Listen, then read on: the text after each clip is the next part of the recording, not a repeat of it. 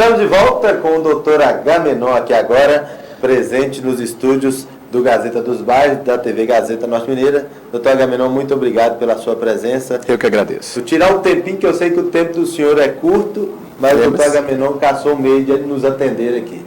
A gente vai falar sobre a brincadeira da rasteira. Que isso não é nem uma brincadeira, né? É uma brincadeira de muito mau gosto, que é também conhecido como desafio quebra-crânio. Antes do senhor chegar, eu falei que só de chamar quebra-crânio já não é legal, né, doutor? Sim.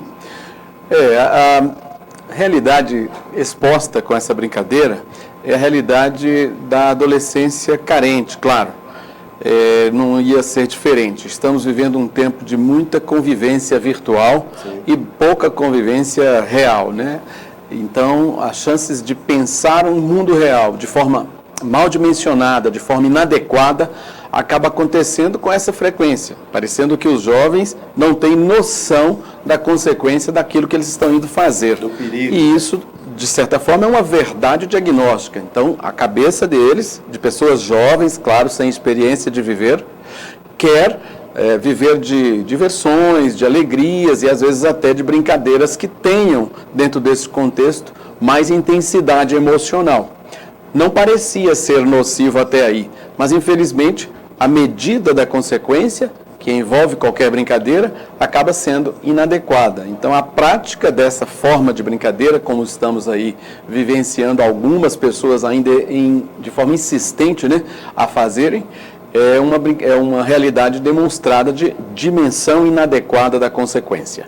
Isso demora a acontecer. Então, para pessoas em geral, é demorado acontecer à medida do risco que qualquer coisa implica, mas na mente do ser humano masculino, do homem especificamente, tanto que a maioria dos vídeos são com rapazinhos, são com meninos ou meninos de mais ou menos idade e raramente uma menina envolvida. Então a maioria são homens praticando, mostrando que na cabeça do homem demora ainda mais para a medida do risco e, portanto, das consequências ser adequada.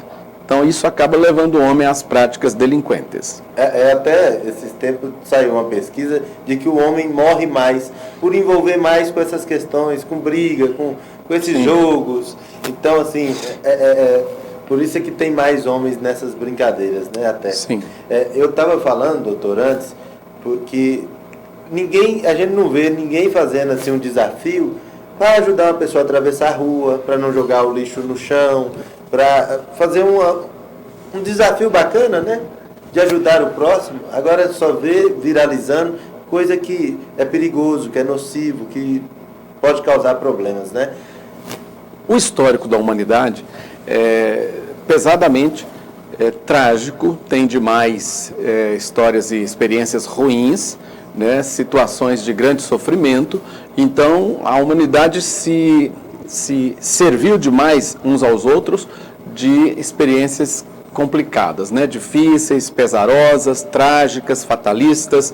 Então, a memória, em geral, é mais predisposta a esse teor de funcionamentos, de comportamentos. Então, o que se coloca publicado, normalmente é a notícia ruim. Então, infelizmente, nós nem temos um exercício de publicação de notícias boas dentro da rotina, até porque nem caberia. Elas acontecem, as notícias boas existem, Sim. elas acontecem. O que também não acontece é a divulgação massiva dessas boas notícias. Então, a humanidade, ainda que tenha esse histórico pesaroso, é provida de mais pessoas de bem, de pessoas com excelente índole, caráter, personalidade, generosidade. Então o bem é muito mais praticado universalmente. Eu falo até que no Brasil a gente tem assim um histórico de ser um povo muito acolhedor. Né? Então, de um modo geral, um povo acolhedor é um povo bom.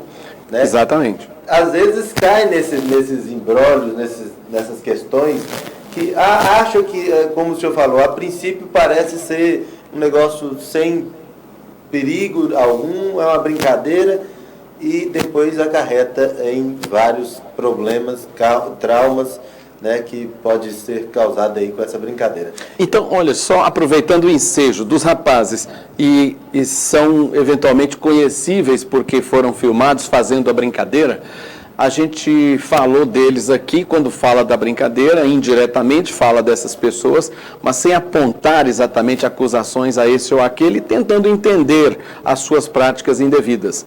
Mas quero também, nesse mesmo momento, avisar que a maioria dos rapazes, dos jovens, dos adolescentes, não fizeram essa brincadeira. Sim, sim. A maioria ainda tem uma maturidade suficiente para poder olhar que a brincadeira tem que riscos. Exatamente. Então, às vezes, a gente deixa de considerar essa conduta das pessoas de bem, dos jovens já conscientes e dos jovens amadurecidos, até pelas suas famílias, pelas orientações. As mães instruem bastante, mesmo os rapazes, as mães instruem e os colocam sempre com mais prevenções, com cautela do que com o afoito serviço de malefícios, né? Isso. Olha, gente, então a gente sabe que a brincadeira é de mau gosto, que é perigosa, que já morreu gente com essa brincadeira, não é isso, doutor? Sim. Teve uma menina, parece que de 13 anos, que morreu. Não sei se tem um rapaz, até a gente tem um vídeo, parece que ele também chegou a morrer.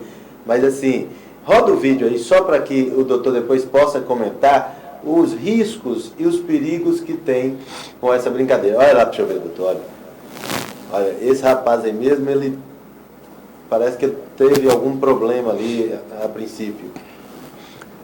Olha, eu pedi até que cortasse. Me parece que esse já era um rapaz que já estava, de algum jeito, sem condições de se autoproteger. Sim. Então, quem também se submeteu à brincadeira e foi vitimado, conseguiu proteger a região cervical, de pescoço, e a região da cabeça, de algum jeito, mesmo que ainda assim sofresse algum trauma. Mas ele parecia não ter um controle adequado, podia estar embriagado, podia ser uma pessoa com alguma debilidade motora. Então a brincadeira se sobrepõe a essa situação. Nem sempre quem está como o vitimado tem como se proteger adequadamente. E quem está para fazer a brincadeira até espera isso do que está sendo submetido.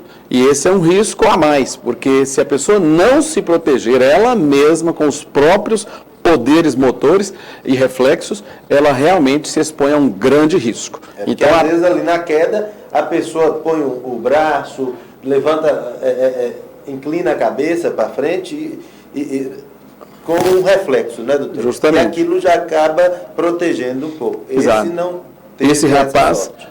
Mostra uma grande desproteção a si mesmo, ele já chega para brincar meio desequilibrado, então a gente observa isso nessa complementaridade descritiva que estamos fazendo aqui. Mas retorno ao reforço de que a maioria dos adolescentes não fizeram essa brincadeira, e é a eles que devemos, vamos dizer assim, tanto solicitar, agradecendo pelas condutas. Olha lá, doutor, deixa eu ver, eu te interrompendo, mas assim, teve campanha na internet de vários colégios, de várias Exatamente. pessoas falando isso que não é brincadeira. Isso não é brincadeira.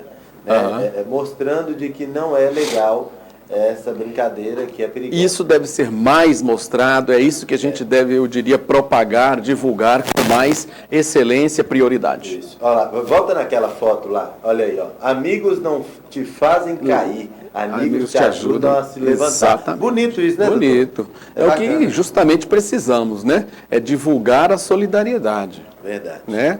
Que já foi tema de campanha essas campanhas anuais da CNBB, né? Sim, sim. Da fraternidade.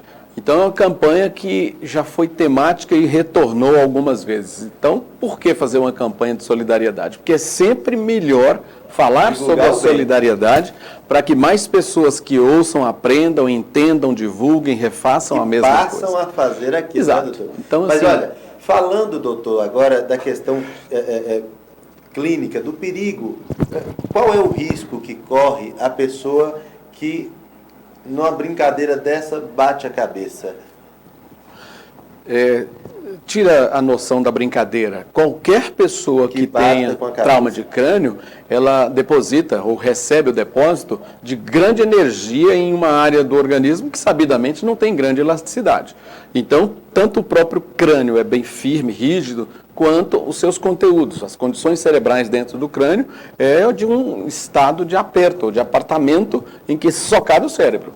Então, os movimentos que são de grande depósito de energia são sempre nocivos. Mesmo que não causem lesão direta ao cérebro, indiretamente o simples fato do balanço cerebral já é suficiente para gerar nessa pessoa chances de alteração cognitiva, de alteração do tipo convulsiva, epiléptica, né?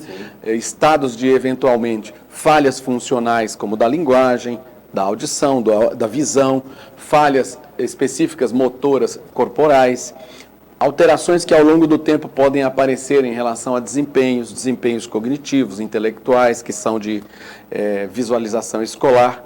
Então, os riscos, eles não só são múltiplos para serem listados, quanto são também, em cronologia, extensos. Muitas vezes é uma cabeça que se bateu mais cedo, vai aparecer sintomas até mais tarde na vida da pessoa. Certo. Então, a Isso cabeça...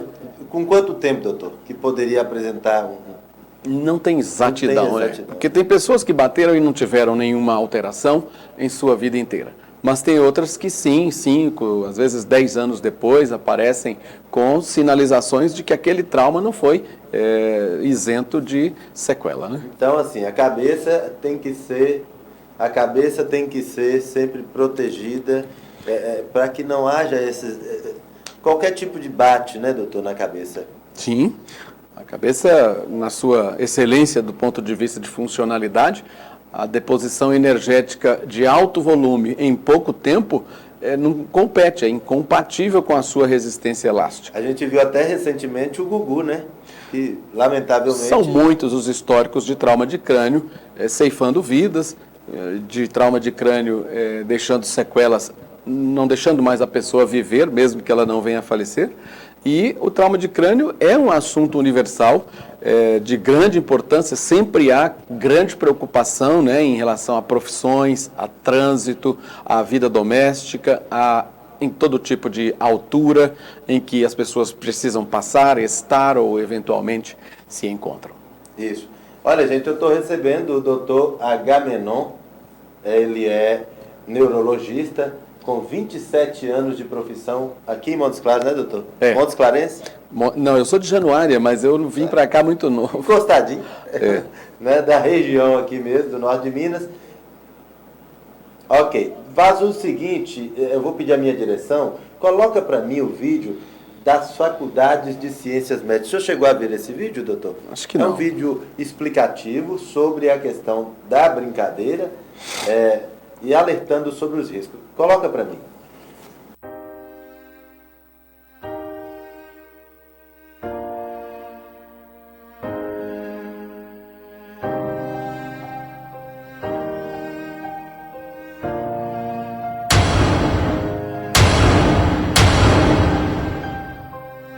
Infelizmente, essa brincadeira intitulada de Desafio Quebra-Crânio tem ocorrido em várias regiões do país. Ela pode causar lesões graves no crânio, na coluna, nos ossos da bacia, inclusive fraturas de punho. Atenção, pais, alertem os seus filhos para não fazerem essa brincadeira. Essas gravações foram realizadas no Laboratório de Simulação Realística como projeto de extensão da disciplina de Ética Médica. Ciências Médicas. O foco da nossa formação é a preservação da vida.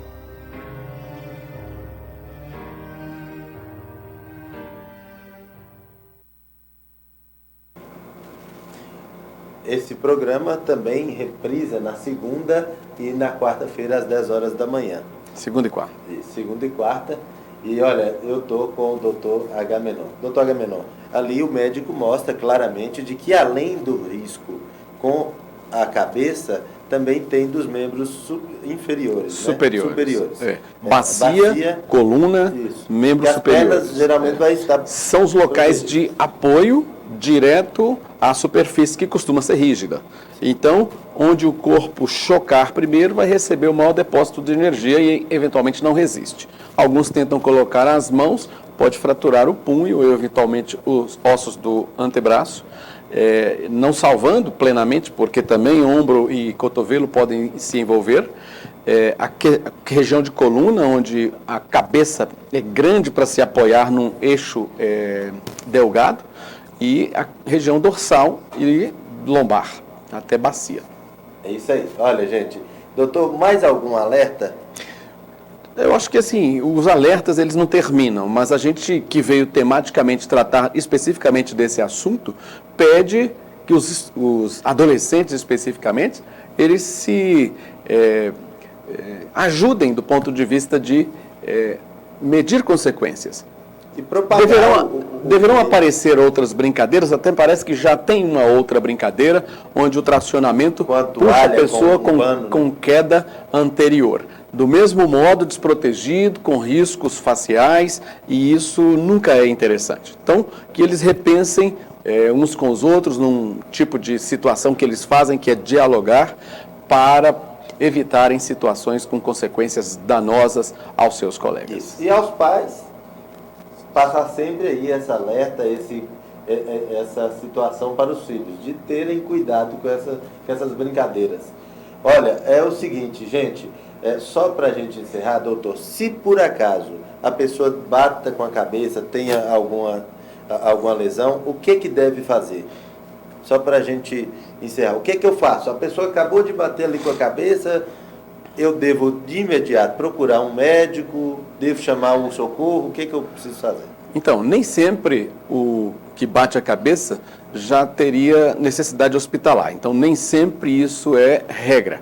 Mas as pessoas têm como fazer medidas aproximadas imediatas do grau de dano ou perda que pode ter acontecido. Então, a perda de consciência é um motivo absoluto para mandar a pronto atendimento, para os hospitais. Mas a preservação de consciência deve ser cuidadosa e motivo de observação. Se a pessoa estiver com a preservação de consciência, podendo informar ela mesma sobre o seu estado, isso é que vai valer demais para os cuidadores, para as pessoas que estão amparando, ser um acesso às condições clínicas dela, mesmo não sendo médico. Como você está bem, está sentindo dor, tonteira, se tiver manifestações... Perguntar alguma outra coisa, onde mora, quem são os pais... Orientações sobre o norte, né? Onde que ela mora, onde que ela fica, onde é que ela está, o tempo, né? Que hora é agora, que dia é hoje. Então, as noções norteadoras, que são relacionadas a tempo e espaço, é um jeito interessante de pesquisar imediatamente a pessoa. E já ter ali uma noção se aquilo... Preservou ou não, né? Certo. Exato. Mas, gente, olha, eu quero agradecer aqui o doutor Agamenon. O doutor Agamenon é neurologista em Montes Claros há 27 anos e para a gente é uma honra recebê-lo aqui, principalmente para tratar desse tema com tanta sabedoria, com tanta maestria que o doutor vem trazendo aqui para a gente. Eu quero agradecer e dizer, doutor, que a gente está de portas abertas. Muito obrigado. E querendo, volte mais vezes, que será um prazer, com certeza. Obrigado, Barros. Satisfação, Um abraço, viu? Quiser mandar um alô? Não? Então, tá aí. O alô é um obrigado a todos que mundo. estiveram ouvindo. Tá certo. Gente, olha, muito obrigado. A gente fica por aqui. E lembrando que esse programa, ele reprisa na segunda e na quarta-feira, às 10 horas da manhã. E na sexta-feira, a gente está ao vivo, toda sexta-feira, às 10 horas da manhã. Muito obrigado pela sua audiência. Fique com Deus. Tchau, tchau.